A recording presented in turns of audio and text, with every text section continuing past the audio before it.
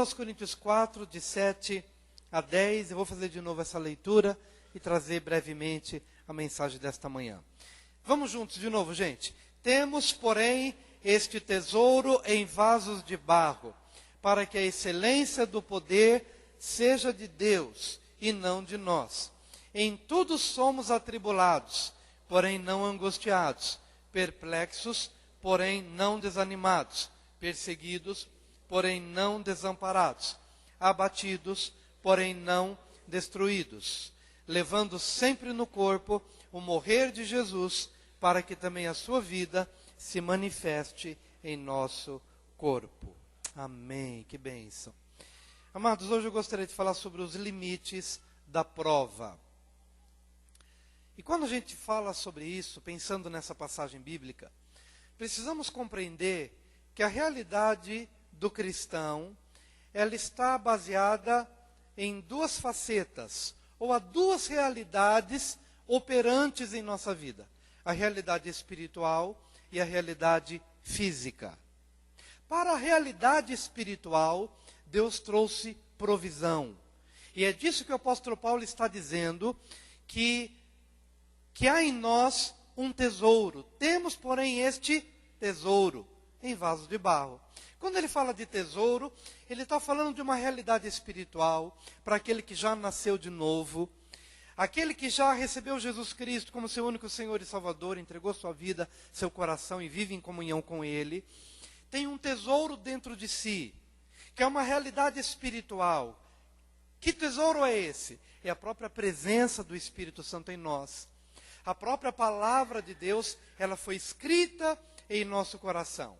A palavra que nós tínhamos antigamente, no período do Antigo Testamento, quando Moisés desce do monte e traz as tábuas da lei, escritas em tábua, puxa que bênção, não matarás, não adulterarás, não dirás falso testemunho, aquela palavra bendita, maravilhosa, mas ela estava escrita em tábuas de pedra. Hoje, nós temos essa mesma escrita, não mais numa tábua de pedra, mas ela foi introduzida, já que estamos falando dos dias de hoje, como num chip dentro de nós. Não é mais uma tábua de pedra, não é mais uma palavra que amamos, mas não conseguimos cumprir. Não, agora é uma palavra introduzida em nosso coração, introduzida em nosso espírito,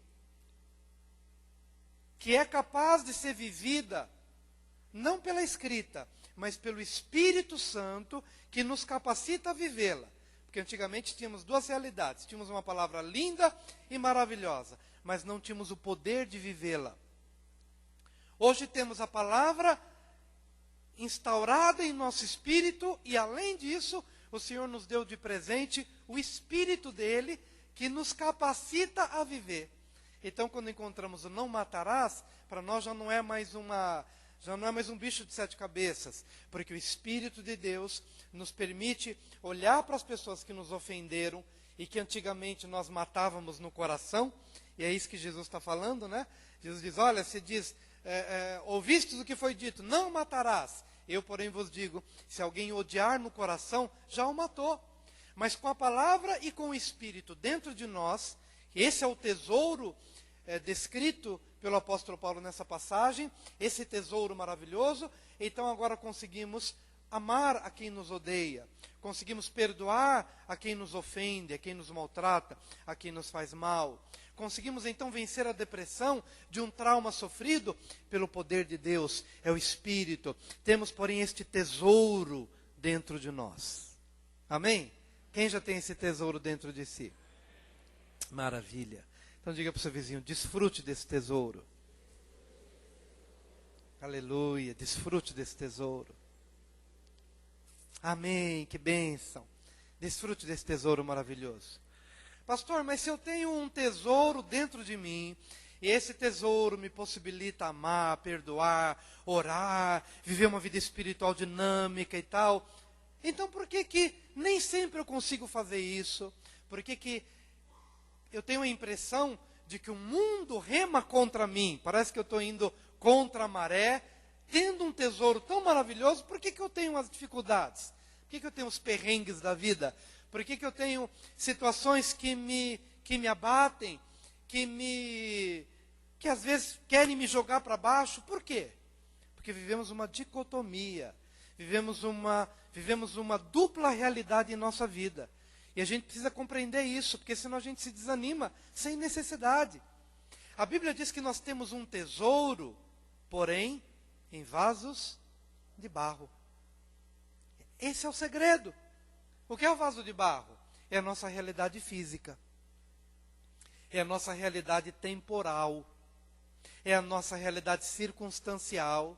E é a nossa realidade externa, que se opõe à realidade interna. Há um tesouro tremendo, precioso.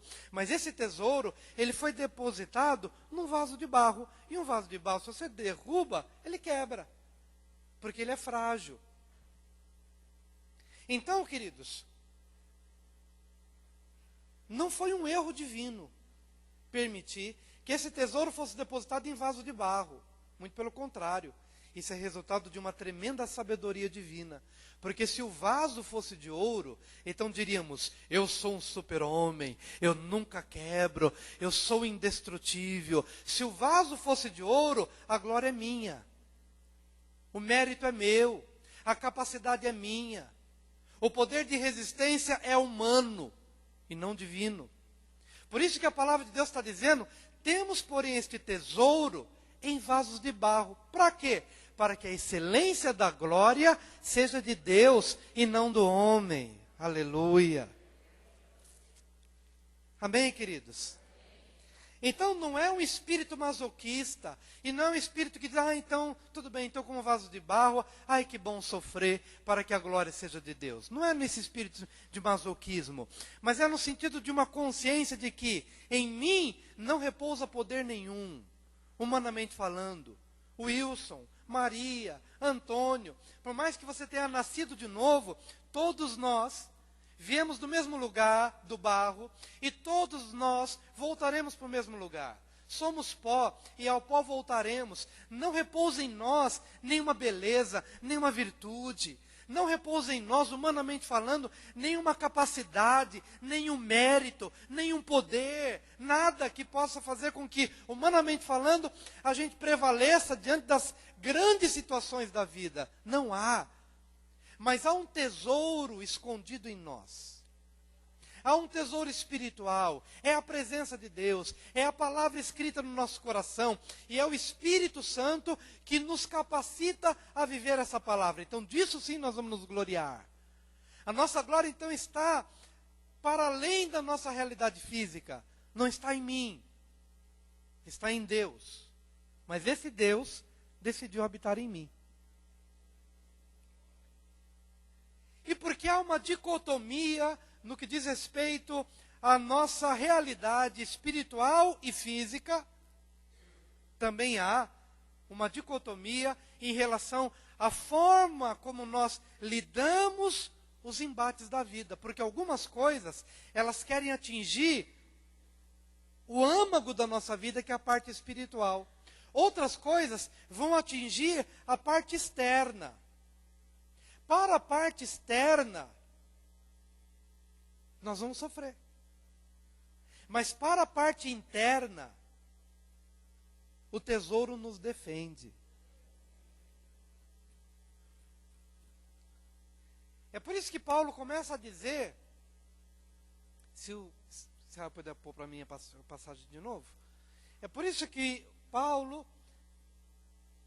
então ele nos diz assim, temos porém este tesouro em vaso de barro, para que a excelência do poder seja de Deus, e não de nós. Nós somos vaso de barro. Em tudo somos atribulados. Qual é a esfera da nossa vida que sente a tribulação? Qual que é a esfera da nossa vida que sente a tribulação? É o nosso corpo.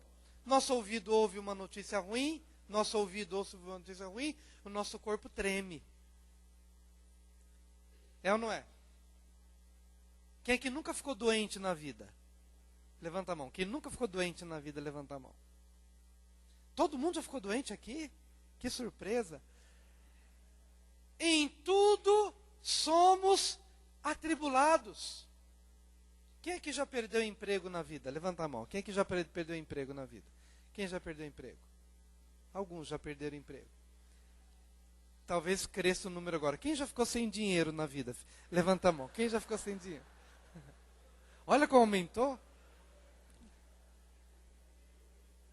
E quando a gente fica sem dinheiro, ou quando a gente fica doente, o que se abate na nossa vida? É a nossa vida externa, é o nosso corpo. É claro que dentro de nós a nossa alma fica entristecida, em tudo somos atribulados, estamos sujeitos a uma enfermidade, estamos sujeitos à perda de emprego, a uma situação de não ter dinheiro, não ter um determinado recurso, somos atribulados. Ouvimos uma notícia, ficamos preocupados com os filhos, estão na rua, estão dirigindo o carro, volta, não volta, chega tarde, em tudo somos atribulados. E a impressão que a gente tem, queridos, é que a gente não consegue ter 100% de paz. Momento algum. Eu não estou sendo pessimista. Eu estou dizendo que em tudo somos atribulados. Toda hora a gente está sendo como que agulhado por alguma coisa. Espetado por alguma preocupação. Por quê, queridos? Nós não vamos conseguir vencer isso, a não ser com um tesouro escondido em nós. Mas não podemos ser ingênuos a ponto de achar que teremos plenitude em todas as coisas, porque estaríamos negando o fato de que somos vaso de barro. Se eu dissesse para você que, olha, querido, você nunca mais vai ter falta de dinheiro, você nunca mais vai ficar doente, você nunca mais vai ter problema nenhum, eu estaria negando a verdade bíblica que você tem um tesouro, porém, esse tesouro foi colocado num vaso frágil, que se racha, que se quebra, que é vulnerável. É por isso que a Bíblia diz, em tudo somos atribulados, porém não angustiados. Oh, que bênção. Diga, posso ser atribulado, mas não serei angustiado. Por que essa angústia, queridos? Deixa eu explicar um pouquinho, só para poder cada um entender. Tribulação, acho que você já entendeu o que é, nós já entendemos o que é tribulação. Mas o que é angústia, amados? A angústia é aquela agonia, muitas vezes ligada até à morte, a um sentimento de morte. É uma agonia tão profunda, é uma agonia tão desesperadora,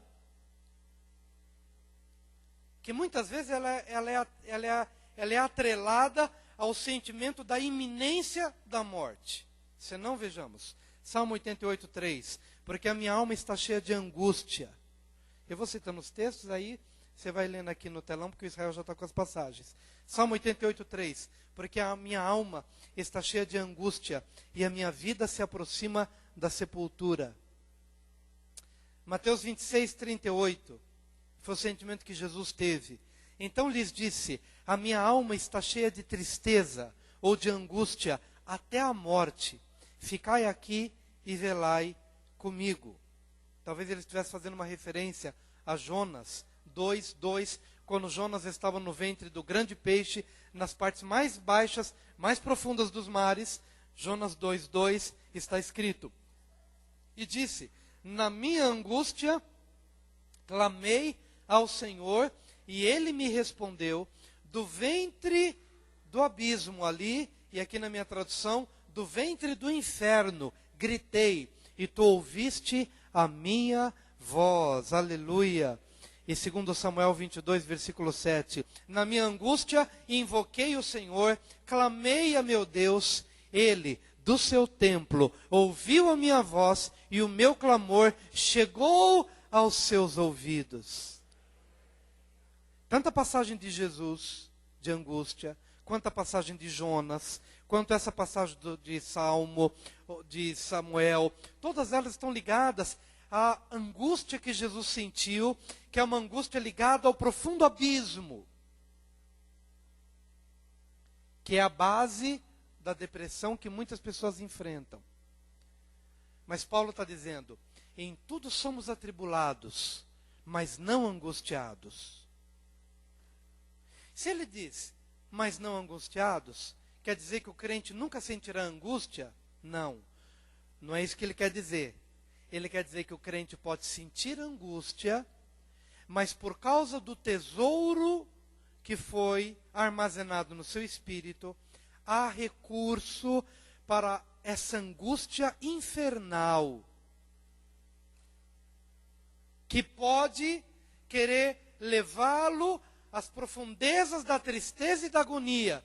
Mas quando ele compreende, olha, em tudo somos atribulados, sim, na esfera física, mas eu não permitirei que essa tribulação seja tão profunda a ponto de se transformar em angústia do inferno. Por quê? Porque eu tenho um tesouro, ainda que em vaso de barro, mas eu tenho um tesouro. E quando eu tenho esse tesouro, a palavra, o Espírito, a presença de Deus, então do mais profundo do abismo, como Jonas estava, ou quando, no lugar onde Jonas estava, no interior do ventre do grande peixe, nas profundezas dos mares, ali ele clamou. Ali ele estava em angústia. Angústia do inferno. Angústia do abismo. E ele clamou. E Deus, do mais elevado trono, ouviu. E o tirou daquele lugar. Então, há limites para a prova. Eu não posso pedir a Deus que me livre da tribulação. Mas eu posso pedir para que no meio da tribulação, Ele me livre da angústia. Eu não posso pedir, queridos, que Deus eu não posso pedir que Deus me impeça de passar por alguma situação de privação. Mas eu posso pedir para que no meio da privação, Ele me livre da depressão no nível dessa angústia que foi mencionada aqui. Então, quero que todo mundo compreenda que o objetivo dessa manhã é dizer, há limites para a prova. A prova vem. Ela pode tocar o nosso corpo, como tocou na vida de Jó, tocar nas finanças, tocar em alguma área da nossa vida externa, circunstancial e temporal. Mas há um tesouro, há um tesouro, há um tesouro no nosso espírito. E se eu percebo que a minha alma está rondando os portões da angústia, opa, tribulação eu sei que no mundo tereis aflições. Jesus já disse que eu teria e que nós teríamos. Opa, Jesus disse que nós teríamos aflições. Jesus disse sim que nós teríamos tribulações. Mas eu não permitirei que nenhuma dessas circunstâncias me leve ao profundo do abismo. Porque em tudo somos atribulados, mas não angustiados. No meio da angústia, podemos clamar. E seremos ouvidos. E há respaldo divino. Estando em angústia, segundo Samuel 22:7, estando em angústia, invoquei ao Senhor, e a meu Deus clamei. Do seu templo, ouviu ele a minha voz, e o meu clamor chegou aos seus ouvidos. Alguns meses atrás, eu estava fazendo um estudo bíblico para ministrar aqui na igreja sobre o islamismo. Estava estudando, e chegou no momento que eu cheguei naquela confissão, naquela proclamação de fé que os islâmicos fazem. Há uma frase assim que Alá é o único Deus e Maomé o seu profeta. E quando estava estudando isso, por um momento, eu não sei se foram uns 15 segundos, uns 20 segundos, Deus me permitiu sentir essa angústia que Jesus sentiu no Getsemane. E eu acredito que foi a angústia do inferno, a angústia da morte, do profundo abismo. E aquilo me assustou, porque eu nunca tinha sentido isso na minha vida, nem na época que eu não conhecia Jesus, mas eu senti naqueles 15 segundos, naqueles 20 segundos, e naquele momento eu deixei tudo, e eu ali senti até que minha pressão baixou naquela hora. Diante disso, porque Deus permitiu que eu sentisse a angústia do abismo. Como se eu estivesse totalmente desprovido da graça de Deus, do favor de Deus, da bênção de Deus. Por 15 segundos, mais ou menos.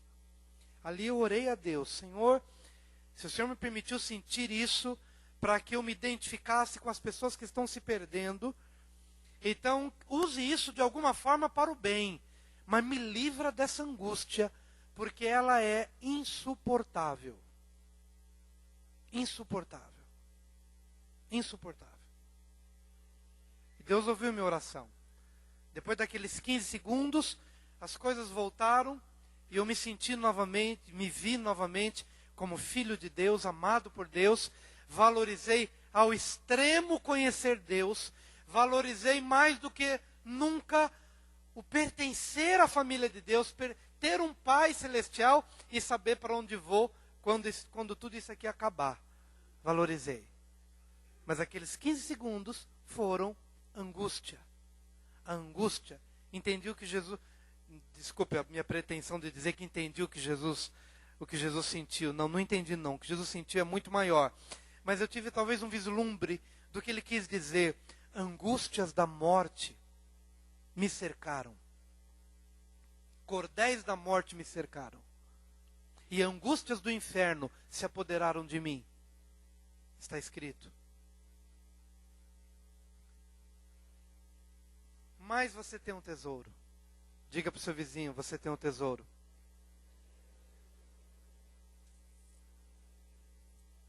Diga para uma outra pessoa, atribulados, mas não angustiados.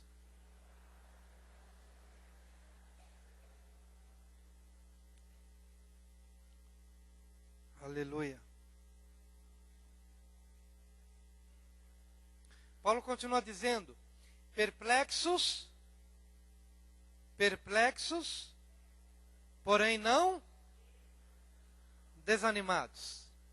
Quem aqui entende tudo que Deus faz na sua vida, até as coisas ruins, as coisas que você chama de ruins? Quem aqui entende? Quem aqui compreende? Deus, por que o Senhor permitiu isso?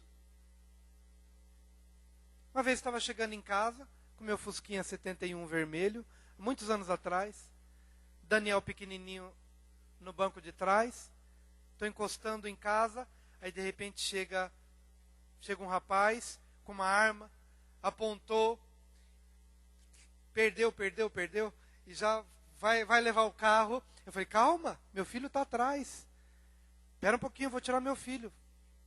E aí, graças a Deus ele deixou, eu fui lá calmamente, tirei o Daniel, coloquei no meu colo, ele era bem pequenininho, e o carro foi embora. Eu só vi aquele Fusquinha vermelho indo embora e virando a esquina. E só ficou na minha mente ali, primeiro carro que eu tive. E foi embora. E eu estava lá com o Daniel no colo, perplexo. Não entendi. É essa hora que a gente começa a pensar assim, Deus, eu te sirvo. Deus, eu faço a tua obra. Deus, eu preciso do carro para te servir. Perplexo. A perplexidade, pelo fato de você não ter resposta para todas as coisas. Você não tem argumentos para todas as coisas. Você não tem a revelação para todas as coisas. Você simplesmente é impactado pelo momento, pela hora, mas você não tem resposta. E é disso que Paulo está dizendo. Vai explicar como ele pregando o evangelho ali, chega uma turba, chega um grupo que não entende a palavra, e atira pedra, atira, e ele cai como morto. E os irmãos chegam e o abraçam, e ele sai e vai embora, cheio de feridas, de hematomas e tal, perplexidade. Estou pregando a tua palavra, estou fazendo a tua vontade, e pedras, e vêm e me agridem. Perplexidade, amados. A gente precisa pregar sobre isso, porque às vezes a gente vive num mundo de fantasia. A gente acha que é crente, você está imune a todas as coisas. Não fica mais doente, não é mais assaltado, não tem mais alguma situação talvez de aflição externa. Tudo será mil maravilhas. Nós não vivemos um mundo de fantasia. A vida que a gente vive é essa que a Bíblia está dizendo. E não podemos prometer para as pessoas algo que Deus não prometeu. Ele disse, no mundo tereis aflições sim. E você terá perplexidade muitas vezes.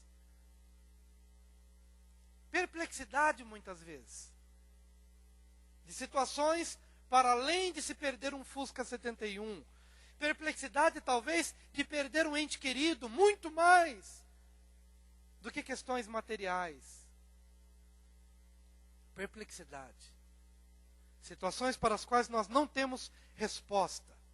Mas a Bíblia diz, perplexo sim, desanimado não. Aleluia! Diga, perplexo pode ser, mas desanimado não. Você acha que Jó não tinha uma profunda perplexidade pelo que lhe havia acontecido? Claro, queridos.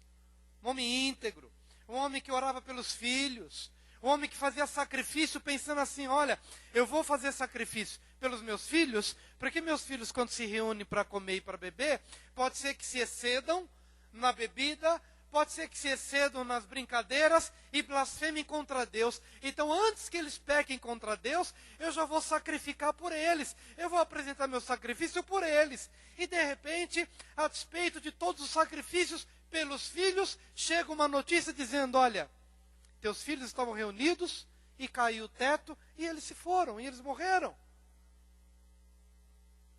Perplexidade. Perplexidade. E sendo íntegro e justo, feridas e feridas. Tinha que se coçar com cacos. Perplexidade. Mas não desanimado. Porque foi a capacidade de não se desanimar que fez com que ele falasse em Jó 19, 25. Eu quero que você repita esse texto que é maravilhoso. Vamos juntos. Porque eu sei que o meu Redentor vive, e por fim se levantará sobre a terra. Aleluia. Pode aplaudir ao Senhor. Eu sei. Eu sei. E isso ele não falou quando ele tinha sido já restituído. Ele não falou quando ele já tinha sido curado. E quando os familiares vieram e lhe trouxeram presentes com ouro e tal, ele não falou isso quando ele estava abastado e curado e abençoado fisicamente falando. Ele falou isso em meio às suas dores, às suas chagas. Ele estava perplexo por coisas que ele não tinha resposta, mas ele sabia, eu sei, mas eu sei, não estou desanimado, eu sei que o meu Redentor vive e por fim se levantará sobre a terra. Eu não entendo nada do que está acontecendo aqui. Fisicamente falando, eu não entendo nada. Mas interiormente falando, eu entendo tudo. Porque eu tenho um tesouro. Ainda que em vaso de barro. Perplexo, mas não desanimado. Essa visão que permitiu a Abacuque não se desanimar, quando ele falou em Abacuque 3, 17 a 19. Vamos juntos, amados, vamos lá. Ainda que a figueira não floresça, nem haja fruto na vide, o produto da oliveira minta, e os campos não produzam mantimento, as ovelhas sejam arrebatadas do aprisco, e nos currais não haja gado, todavia eu me alegro no Senhor, exulto no Deus da minha salvação. O Senhor Deus é a minha fortaleza, e faz os meus pés como os da corça, e me faz andar altaneiramente. Em outros lugares, e me faz andar nos lugares altos. Por que você tem a capacidade de andar nos lugares altos? Porque apesar de ser vaso de barro, mas você tem um tesouro. E esse tesouro te permite andar nos lugares altos. Ainda que muitas vezes na vida, perplexos, boquiabertos, sem respostas. Amém? 2 aos Coríntios, voltando ao texto original. Perseguidos, versículo 9. Vamos lá? Perseguidos, porém não desamparados. Perseguidos, porém não desamparados. Alguém aqui já foi perseguido por algum invejoso da vida? Alguém já foi perseguido no trabalho? Alguém já quis puxar seu tapete? Ou já puxou seu tapete? Perseguido. Parece que aquela pessoa olhou para você, vendo você uma caça, vendo você uma presa, né? Esqueceu o mundo e olhou para você. A impressão que a gente tem às vezes é isso. É que essas pessoas esquecem do mundo, esquecem dos seus problemas pessoais e particulares e focaram em você. E pensam em você. E perseguem você. E projeta coisas contra você. Perseguidos, perseguidos, perseguidos. Essa perseguição, amados, é uma bênção. É uma bênção. Aleluia. Diga aleluia, bem religioso assim. Aleluia. Essa perseguição é perseguição ao vaso de barro.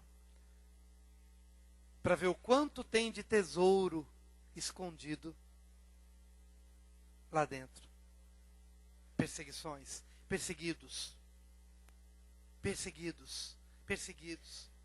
É perseguição motivada pela inveja, perseguição motivada pelo ódio, perseguição motivada pela ganância, pela avareza, perseguição religiosa, perseguição familiar, perseguição de disputa de interesse, de disputa de lugar, perseguição. Paulo estava falando de perseguição num nível até maior do que o que a gente hoje vive, mas é tudo perseguição, cada um tem os seus limites, alguns conseguem mais, outros um pouquinho menos, mas todos nós estamos sendo perseguidos como caça de alguma forma. Mas Paulo está dizendo, perseguidos, porém não desamparados. Qual é o grande problema da perseguição? É a gente se sentir sozinho. Sem ter quem nos advogue, sem ter quem nos julgue, nos proteja e nos livre. Porém, para a perseguição, há um livramento, resultado da presença divina. Perseguidos, porém não desamparados. Isaías 43, versículo 2. Juntos, queridos, vamos lá. Quando passares pelas águas, eu serei contigo. Quando pelos rios, eles não te submergirão.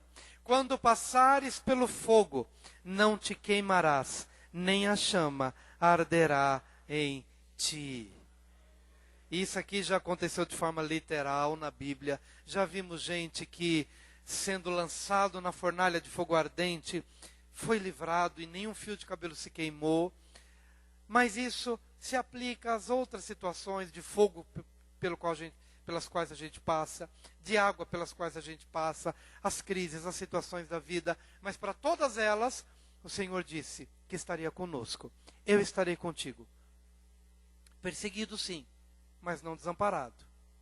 Perseguido, mas não desamparado. Hebreus 13, 5 e 6. Vamos juntos. Seja a vossa vida sem avareza. Contentai-vos com as coisas que tendes. Porque ele tem dito, de maneira alguma te deixarei, nunca, jamais te abandonarei. Assim, afirmemos confiantemente, o Senhor é o meu auxílio, não temerei. Que me poderá fazer o homem? Aleluia! Essa é a palavra viva do nosso Deus, amados. É a palavra que tem que ser pregada, anunciada, introjetada, internalizada. É a palavra que tem que ser semeada para fazer frutificar uma grande árvore. E o fruto dessa árvore é a confiança inabalável em Deus. Perseguido sim, mas não desamparado. E por último,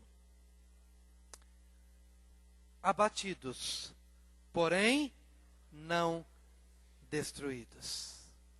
Abatidos, mas não destruídos. Você já viu alguma ilustração de guerra?